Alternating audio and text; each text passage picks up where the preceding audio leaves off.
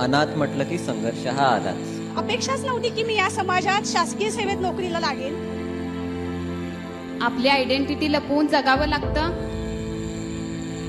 आरक्षण पास केलं त्यावेळेस मला असं वाटलं की माझ्याकडे मोठं शस्त्र आलंय. आरक्षण म्हणजे माझे शस्त्र आहे, आपल्या सर्वांचं शस्त्र आहे. कोणताही अनाथ असो तो महत्वाकांक्षी असतो. आणि त्याच प्रवाहातून आज मी वर आली आहे. दिशादर्शक असा दीपस्तंभ आम्हाला हवा होता आणि अनाथ आरक्षणाचा निर्णय आमच्यासाठी सर दीपस्तंभ ठरला.